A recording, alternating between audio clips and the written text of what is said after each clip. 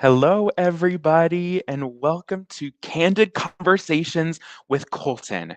How about that for an alliteration? I am not Lynn Wester, but I am a big fan, and I have the privilege of working with Lynn at the Donor Relations Group, where I work as a consultant and strategist. In my work with the Donor Relations Group, I work with universities and healthcare centers, national nonprofits, international universities. I was working on a project in Sydney, Australia through the power of Zoom meetings the other night. So who knows where donor relations will take you around the world? I have the next 45 minutes held for you, and I could talk all day, but I would love to hear what's going on in your neck of the woods. What are some challenges that you're facing?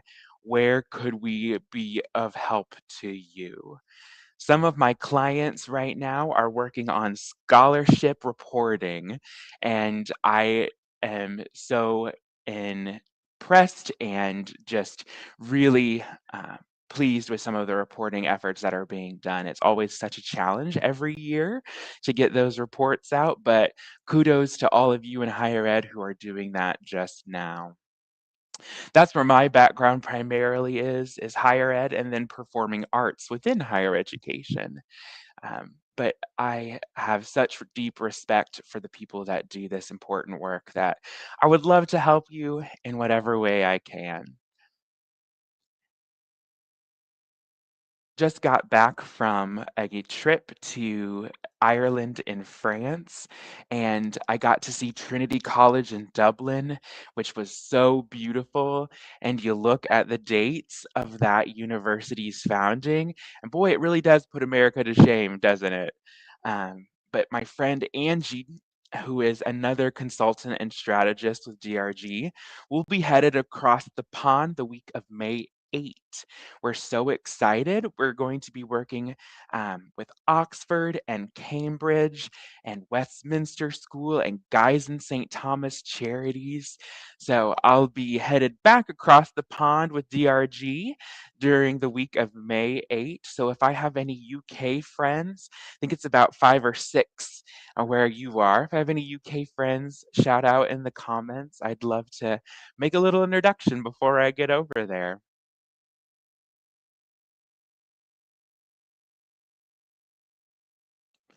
My friend and colleague Ashley Gronick has put a little Chiron. I had to Google that word. It's Chiron, Chryon, at the bottom of your screen. It says, try DR Grader for free at drgrader.ai. I can't recommend you try out this tool highly enough. It is the brainchild of Lynn Wester and powered through years, about 15 years worth of our training and education at the Donor Relations Group to help make your communications greater. See what we did there? But it's incredibly AI assisted technology is so powerful in helping make your communications donor centered and more effective, helping you break through the noise and the clutter that can be a modern nonprofit communications landscape. I can't recommend it highly enough. Some of my favorite features are the core feature, where you take an original piece of content and you create once, repurpose everywhere, core through DR Grader, and it gives you different ways to use that content. So, for example, if you give Grader an impact report, it will provide you with different snippets for a newsletter, for an email, for social media. And I know my friends in nonprofit land, we spend a lot of time on that annual impact report.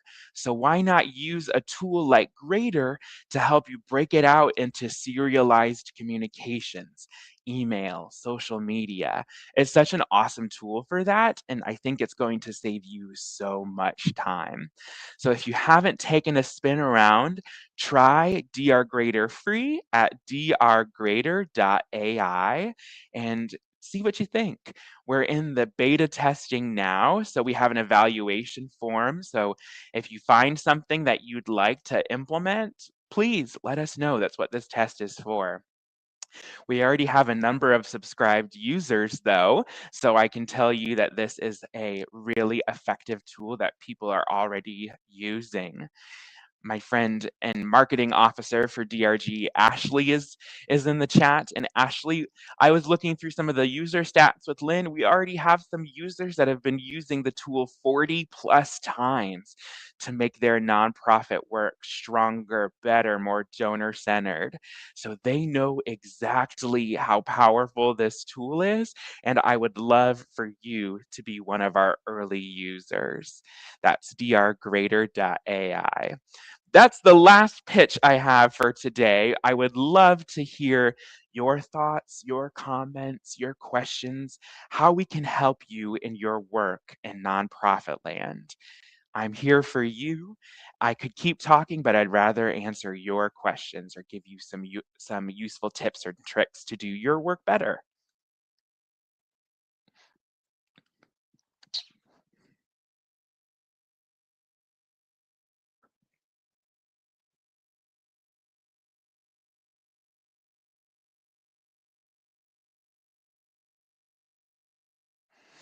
What's going on in your neck of the woods? I would love to be able to help you and think about how I can help make your work a little bit better. Krista, I see your comment. I'll read it aloud for the group. And thank you so much for asking. If you have a follow up, please drop it in the Facebook chat. So, hi, Colton. I have a question about automations for monthly donors. Great topic. Our organization used to have an automated message that went out to monthly donors after each gift. This was canceled, not quite sure why. However, I did hear that some thought the monthly reminder of their gift may prompt them to cancel. I don't necessarily believe this to be true and feel like a thank you after each monthly gift is a good touch point. What are your thoughts? Are we flooding them with yet another email? So, Krista, thank you so much for this awesome question. So, at the Donor Relations Group, we teach that monthly donors should get a thank you 2 times in their yearly cycle. Once after they establish it, and then once at year end with a summary receipt of all of their tax information. So we advocate at DRG to not send monthly communications about monthly automated messages for monthly donors. Rather, send that one summary communication at calendar year end with a nice, beautiful thank you message and a tax receipt that says, here's your cumulative year impact to nonprofit A, and then also send a thank you when the monthly gift is established. Now, some people say, well, what about all those other touch points in there? Absolutely include your monthly donors in your thank you communication standpoint. Just don't send the ones that says thank you for your gift every single month. It's really hard to keep that fresh. And listen, our donors are smart. They know that we are working from templates, but if you send the same templated letter each month, the suspension of disbelief is really hard to do month after month. So we don't want to send the same message every month.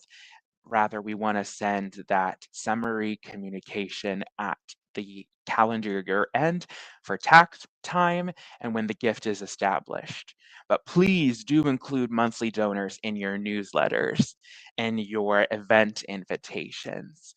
We have a whole series about monthly donors on our website. Lynn and I presented that one together.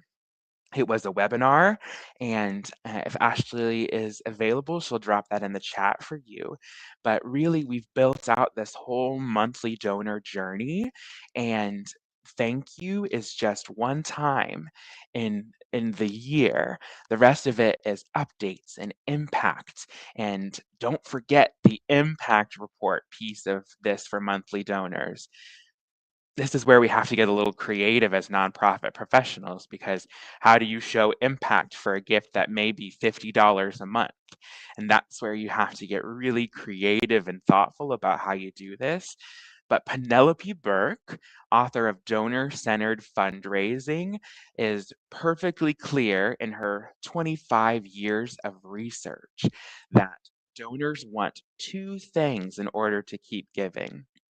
So Penelope Burke, as she said, she surveyed 250,000 donors by her estimates, and 93% of these donors surveyed will keep giving if they get two things: a prompt and personal thank you for their donation, followed by an impact report on how their gift made a difference.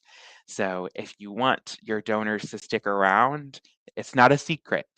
It's not a secret. It hasn't been for a long time. It's that prompt and personal thank you, and then followed up with a report on how their gift made a difference.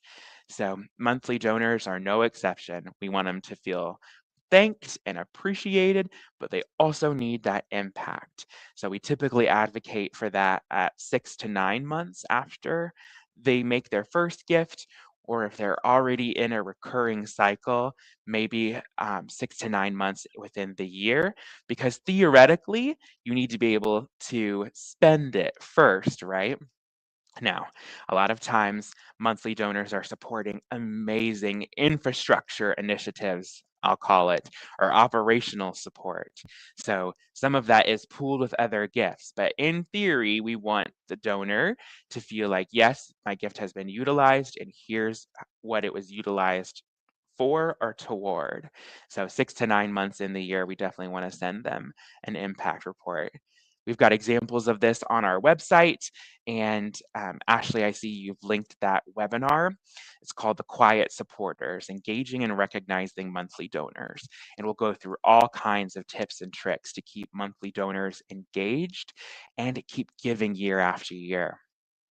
We know through data at the AFP Fundraising Effectiveness Project that monthly donors, once they get that first monthly gift set up, their retention rate is 90%.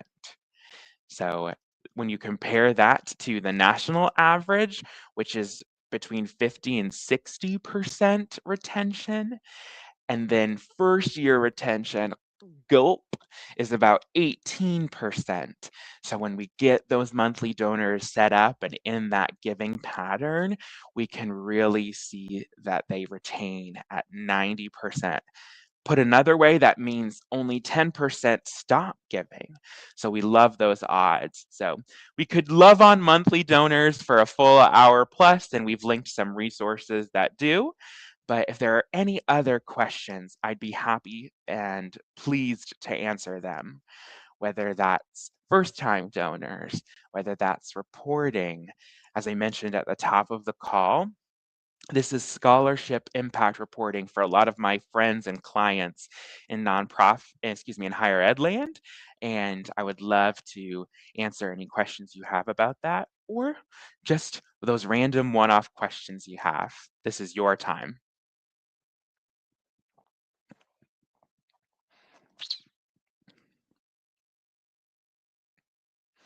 Oh, awesome. Ashley, thanks for linking to our behavior-based sample communications. Um, it's behind a subscriber wall. Um, I promise I won't be offended if you access the library and then unsubscribe later, but you'll be missing out on our future swaps. We do update those swaps regularly. And in fact, we're actually in a call for samples right now. So if you have samples of your work or work that you've received, please send a digital copy to samples@donorrelations.com. And then otherwise, you can mail them, and the information for that is on our website. But you have to stay subscribed in order to get those wonderful sample updates. So we hope that you do, because it is our gift to you, and we take good care of your email and make sure that we offer you good value for what you're subscribing for as well. All free, lots of good content that we have in our newsletters, but we would love to see your samples. And Ashley has linked that in the chat, samples@donorrelations.com. We would love to see what you're working on, see what you've received from other people. We learn so much from you and alongside of you. we'd be happy to showcase it.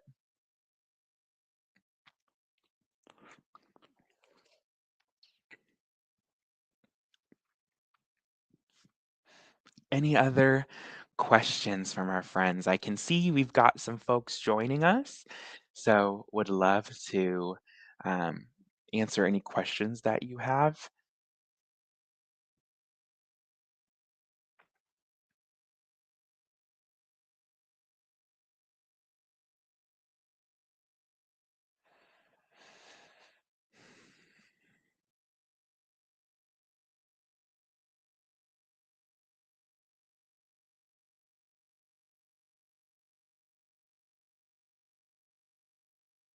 Oh, Beth, great question. Beth asks, what creative or fun ideas can we use to engage our donors during the summer? Digital options are even better. So, Beth, I will rattle off several, but drop in the chat, please. What organization are you with and what subsector of the nonprofit space you're in? I'd love to make this as personalized to you, but I'll give some general examples. One of my favorite higher ed examples is to do an update on where students are studying abroad or their summer internships. And you can do a really cool caption that says, learning doesn't stop with finals in May.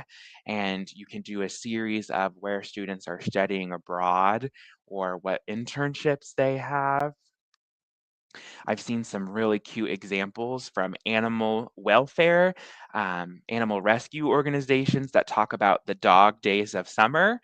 And it's fun because it's a cute way to show that you don't only work with dogs, right? A lot of times, shelter folks think of dog rescues, but you can work with cats, you can work with bunnies, you can work with pocket pets. So, those are some fun things that we can work um, with education or child literacy. I think of all the fun things about summer reading challenges, and you can invite some readers to join your students or your early learners, if you will, for summer reading challenges. And you can have students or early childhood literacy folks share their summer reading lists. I think of all the fun things that you can do in the summertime and how you can get your donors involved.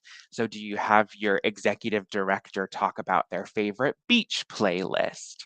Do you have your mascot? Beth, I see that you're from Central Arkansas. Um, I remember meeting you at a conference. Apologize, I didn't remember your name, but as you remember, I know exactly where Conway, Arkansas is, and I remember meeting you. But yeah, I would really go that summer internship route. I know that you have a really robust engaged student workforce program, experiential learning. I would definitely do an update about where they are. But aside from that, I think it's fun to have playlists, reading lists. Everyone talk about their favorite ice cream flavors. Um, you know, just fun things that you can get involved.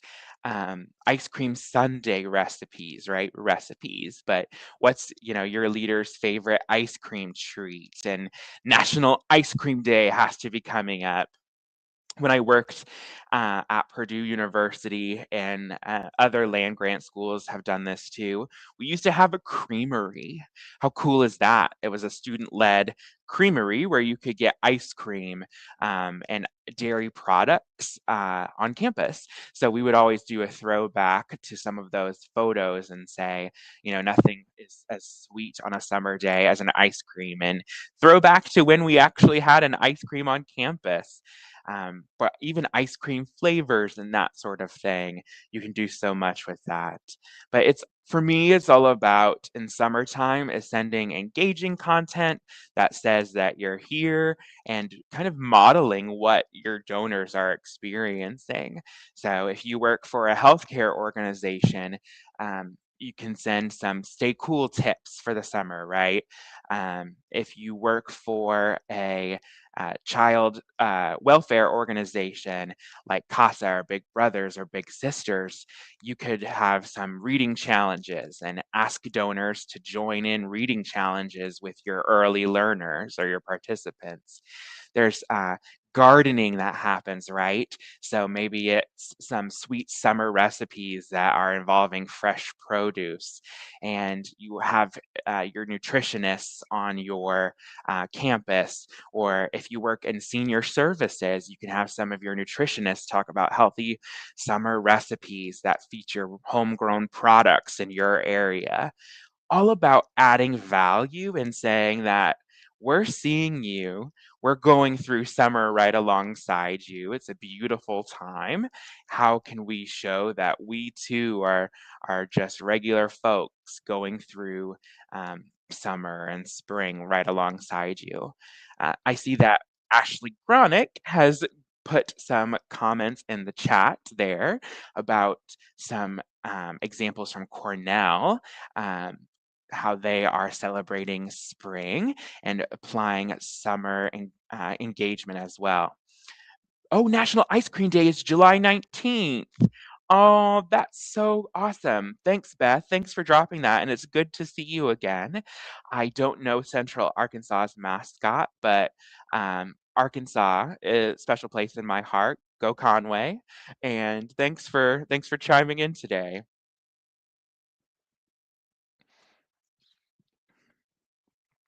Great question from Beth from Central Arkansas University. Anything else I can do to help or support? I would love to answer some questions for you.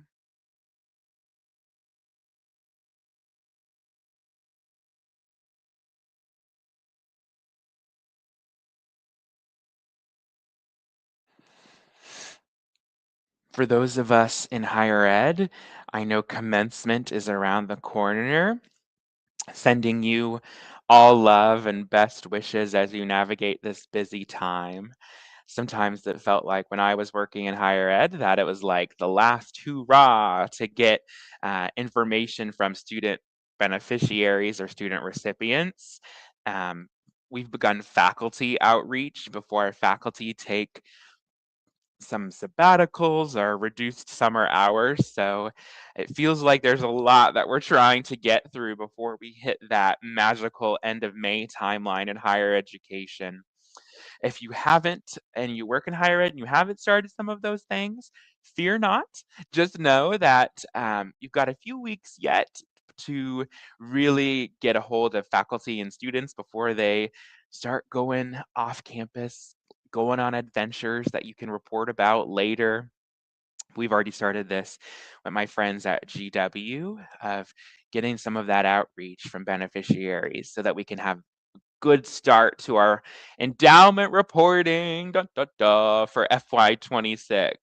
It is around the corner, which is so crazy to believe. We're already deep in FY27 planning, and FY26 hasn't even ended yet. But that's what's going on with some of my clients. Would love to hear what challenges or questions you have, brainstorming I can offer you. The time is yours, and I am grateful for everyone who's tuned in, and I would love to answer as many questions as I can.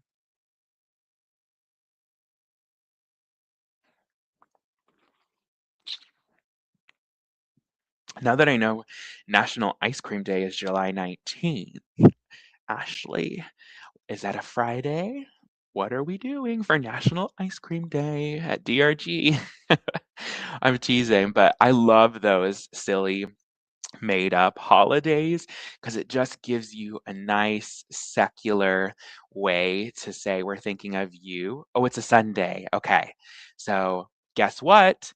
Ice cream Sundays could be a fun way to celebrate that. National Ice Cream Day is on July 19th and it's a Sunday, so we're sending you some of our favorite Sunday toppings. Um, you don't have to physically send anything. You could send digital combinations, or if you have an alum that invented some of those ice cream toppings, this would be a fun thing. Just putting it out there. But I love a silly made up holiday, National Sunglasses Day.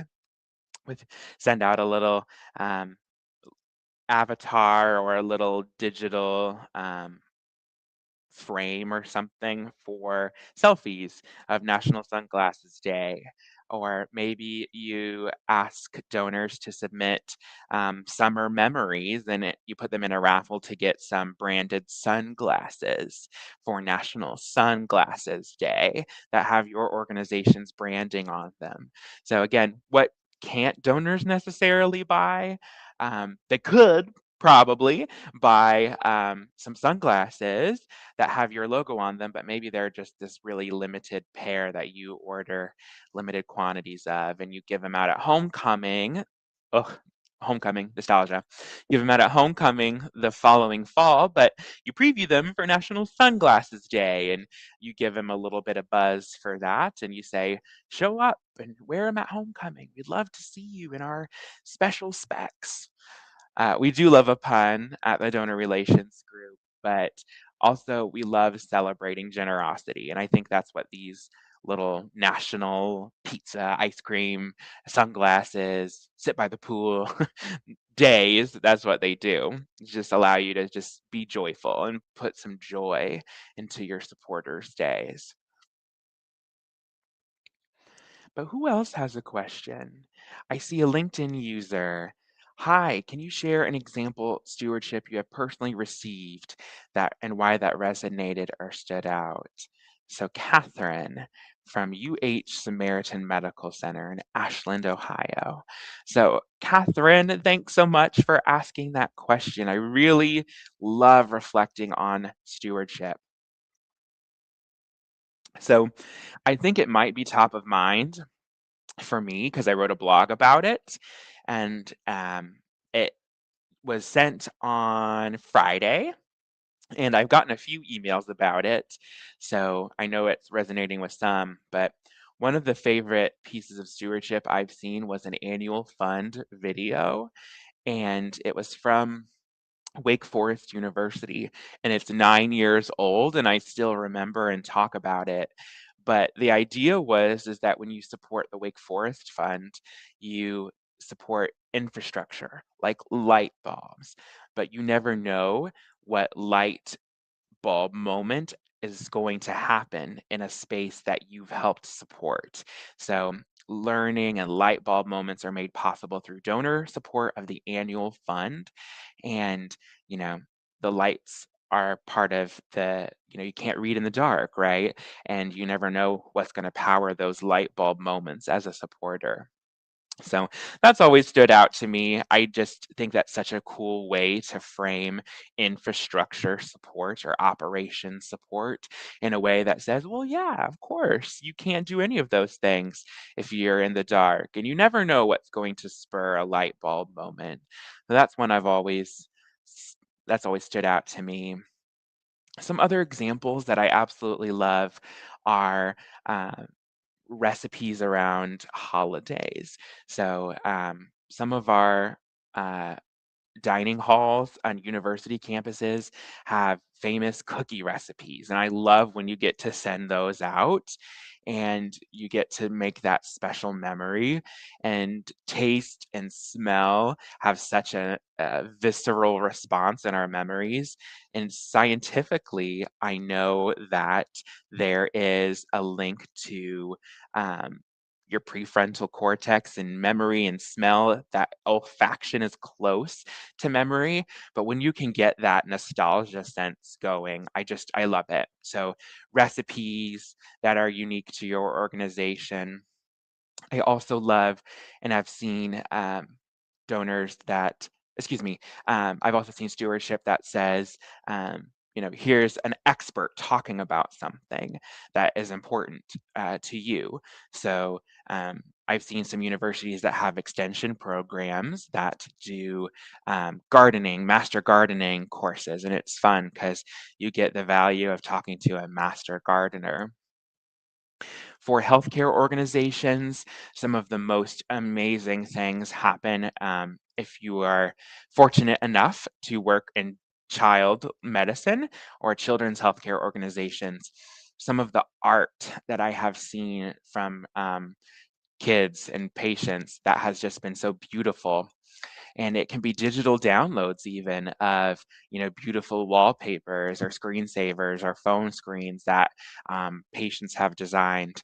Same thing with seniors, by the way. So if you work in with seniors and you have some art and life enrichment programs, that's a fun way to get your supporters involved and show them what your support is helping by showing what's being created in those special programs.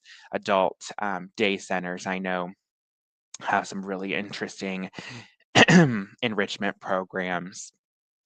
For Catherine, I know you're in healthcare. I've seen some impactful stewardship around um, going the extra mile, right? Of donor support helps families in times of need, and what a resource center was able to provide for them, and how it didn't solve their journey of being in need of healthcare, but it made it a little easier. And I think we can all relate to that of just having to navigate a challenging situation, and the support your nonprofit provided didn't make it all go away, but it made it that much easier. That just feels so human. So don't feel like you have to have these amazing before and after stories for your healthcare nonprofit. Just talk about how donor support made one patient's journey a little bit easier, felt less alone, connected them to patient advocate resources that are donor funded, able to provide them with a stay in a subsidized living situation overnight, or while their loved one was receiving care. So little things I think make such a difference, because it just connects of like, oh yeah, gosh, if I had to drive an hour and a half every day for my loved one to get dialysis treatment, having a space to sit and wait and try to just decompress, that would be a meaningful thing. Just having stuff to do while your loved one is getting dialysis, snacks and things like that can be so meaningful. So those are some examples that I've seen. Would love to hear if anyone in the chat has something that really resonated with them about stewardship that they've received. I'm always in awe of just the creativity and the passion in our industry, and if you have a really great sample that's sitting in your inbox, go ahead right now and forward that to samples@donorrelations.com. Samples, SAMPLES, at donorrelations.com. We're in an active call for samples right now. We would love to see what you're doing, what you have received either from your organization that you support or you work for. We would love to see what you're up to. All right, Catherine, I'm glad that you found that helpful. Happy to keep brainstorming, happy to answer specific questions. The time is yours. This is a fun thing for me to get to talk about work that matters so much and that I am so deeply passionate about. So don't hesitate to ask those questions, even if they're a little bit technical. I've probably encountered it before. You are welcome, Catherine. It is a pleasure.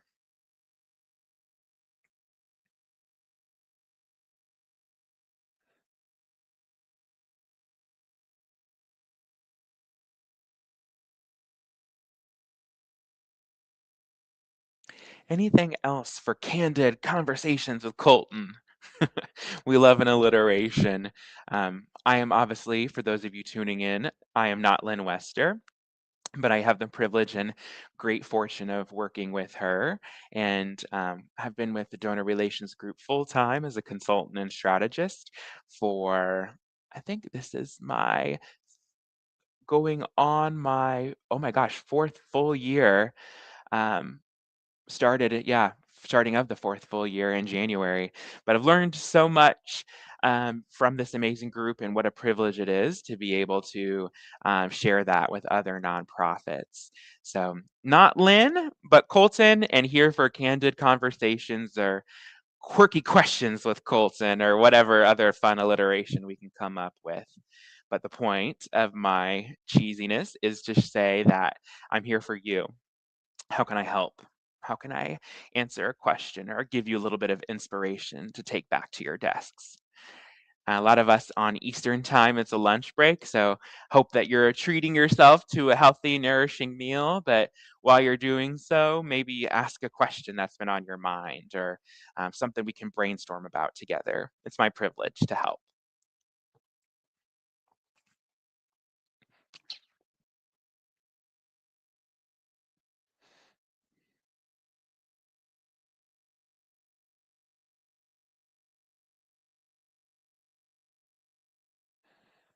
Oh, Ashley, thanks for linking to that blog.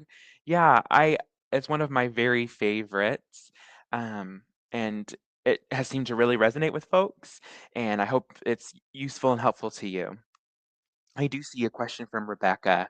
Rebecca says, "Hi, we have a fun question.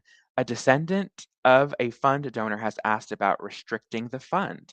It's currently unrestricted. We do not have any papers like an MOU or deed of gift, but we have years and years and years of records of reporting on it with its current purpose. I've advised that it's not possible." You are correct, Rebecca. And um, I feel like you may have reached out to info at with this question, Rebecca. So um, I will respond to that. I think that did get forwarded to me, but I'll respond now. And then, of course, if that was you that wrote in, I'll respond a little bit more in depth. But yes, friends, if you are working with descendants of an original fund donor, it is not technically legal for you to change the terms of the agreement unless that specific descendant in question is a testamentary signer of that agreement, right? So sometimes nonprofits will say, this is the Colton Withers and Ashley Gronick. Ashley, one of these days I'm going to get that name pronunciation right, Gronick. But Colton Withers and Ashley Gronick Fund for Student Support, and Colton and Ashley sign, and then our children that we don't have together, they sign it too. Technically, if the children signed the testamentary gift agreement or MOU or whatever documentation, then the children can amend it. But otherwise, it is an agreement between you and the original donor. So, Rebecca, your instincts are right on. So, unless the descendant is specifically signing that agreement or named as a person able to amend that gift agreement, then it is not. And I totally understand that donors sometimes are like, oh, mom and dad would have loved for it to support this. And that's the hard part, right? So technically, they don't have the ability to do that. Now, as a matter of donor relations, if it's legal, practical, and possible, you can, if it's unrestricted, and then you can say, it's an understanding of ours that when possible, we will do it whatever you think mom and dad would want, but we are not going to be bound by that for time immemorial. So you kind of have to do a little bit of the dance. So if a descendant comes and says, this unrestricted fund, could we do A, B, and C? If it's legal, practical, and possible, oftentimes nonprofits will do it. But Rebecca, you are right. It is not possible for a descendant of a donor to change the fund purpose. That goes way back to our common law, British common law. That's the contract law between two parties.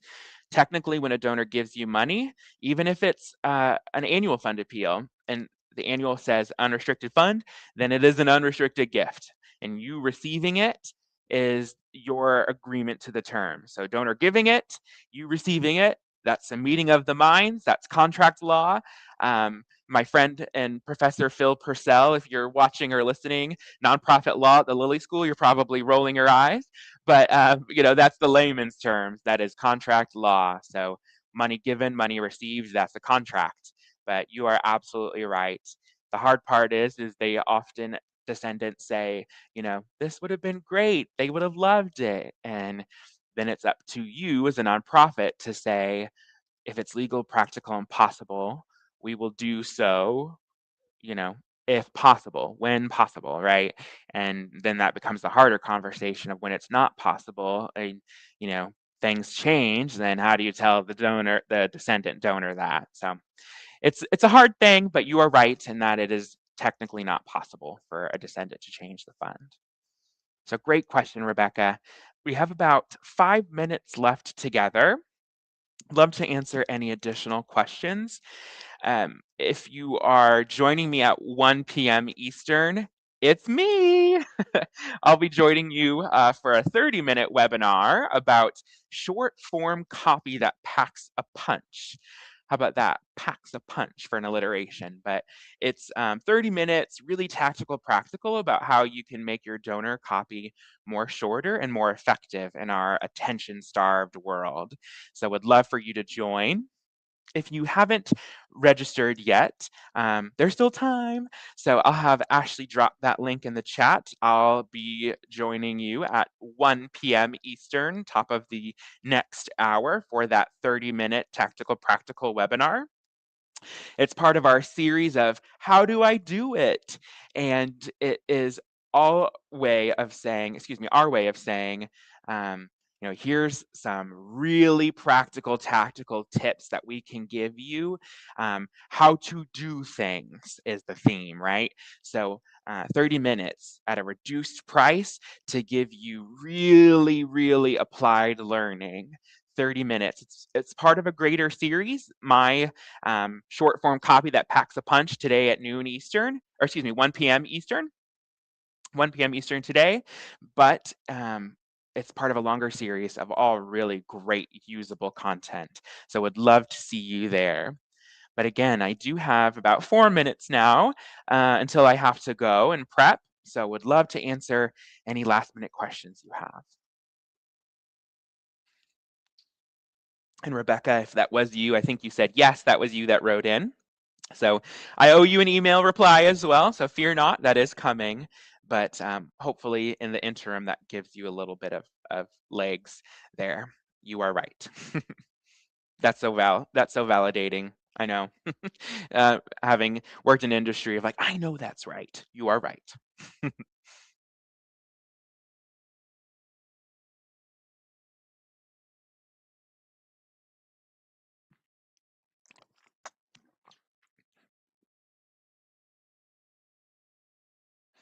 Oh, awesome. Thanks, Ashley, for linking to the webinar there. That's where I'll be at 1 p.m. Eastern. If you're not already registered, would love to have you join.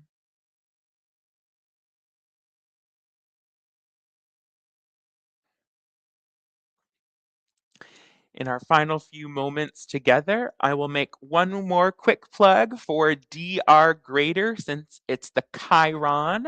Had to learn that word, CHRYON. That's the technical term for a scrolly bottom on the screen. How about that, scrolly bottom?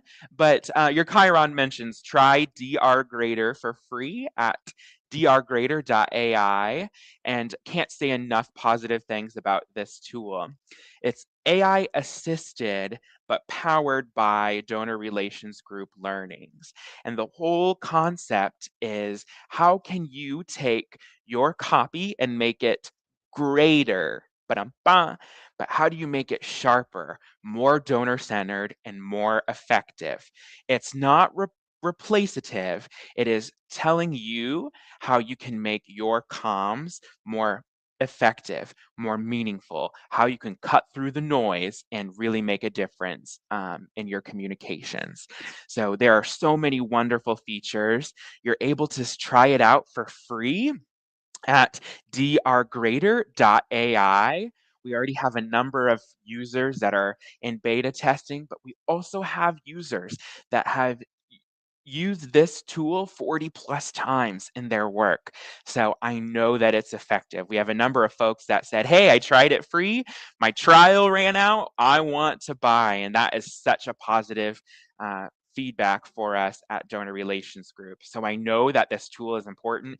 I'd love for you to take it for a spin. Um, drgrader.ai. But in that good spirit, friends, I will leave you now. And thank you so much to those of you who tuned in and asked questions. And I wish you all the very best in your important work. Know that you are making a difference for your nonprofit and for the world. And we are so honored that you choose to support and tune in to us. It means the world to us. So go out and take care of yourselves and be well. We'll be live again in 2 weeks. We'd love to see you then. Till then, take care. Bye bye.